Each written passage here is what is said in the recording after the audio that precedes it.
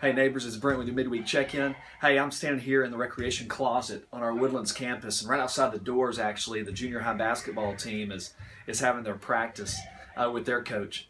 But I wanted to sneak in here real quick because I was reminded this week that we are about to enter into the thick of spring sports season. And I've been talking to some families around our church who are already sort of showing up to me feeling guilty and saying things like, Pastor, I'm gonna miss church Sunday. My son has this game, or my daughter has this volleyball match, or I don't know what your kid's in. Are they in basketball? Maybe your kid's in volleyball. My kid is in baseball. Both my boys are. And from time to time, on rare occasions, even my son may have to miss worship. But here's the deal. I recognize that sports, team sports, there's a lot of life lessons that are being learned in the experience they're having this spring. The delight of getting to watch your kid achieve and succeed at the things that they enjoy. Man, it's priceless as a parent. But hey, I'm your pastor. My role is to encourage you in a day-to-day practice of faith. My job isn't to be the referee of your life, the one to show up at your home or your workplace or to catch you in public doing wrong. I'm not the guy who's supposed to be showing up and pointing out where you've stepped out of bounds in your life. That's not my job. I leave that to the one who made the rules. I'm going to count on God to be the one to make sure you're following the rules. But here's the deal. There are things we can do proactively to make sure that this spring season of our life isn't completely derailing us from practices of faith. One idea would be that if you have an early game in the day, wear your jersey to church.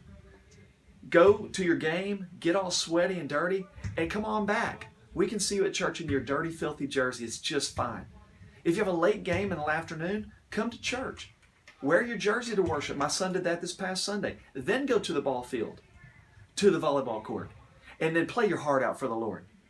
If you find yourself having to completely miss out on worship because the schedule just didn't work, then here's what you could do. You might try praying as a family in the evenings. You might consider praying as a family in the mornings before you drop your kid off to school. You might ensure that there's not a meal that you have together that doesn't involve praying prayers of gratitude and thankfulness. You can do as I know at least one dad in our church does, where in the car ride on the way to practice or on the way to a game, he might ask his kids what they got out of the sermon on Sunday, and hopefully they get something. Or what they learned in children's church. What's going on in their life, where they're feeling loved by God, where are they noticing God around their lives, and where can you point to your kids where you're seeing God in your own. The spring season doesn't have to be a time of guilt. It doesn't have to be a time where you check out of church for the whole semester in lieu of your sport. It can be a time where you get out, you enjoy the outdoors, you enjoy team competition and cheering your kids on while still practicing a very faithful life with Jesus. I think there's a way to make this happen, and I know you can do it. And so I just want to encourage you in that way today. And I want to encourage you, get outside. This week is beautiful. Go outside, enjoy nature, the community, get with your kids, play with them, have a great week. And then on Sunday, we'll look to see you at 10 a.m. there at Stewart Elementary. Have a great week. God bless you. Take care.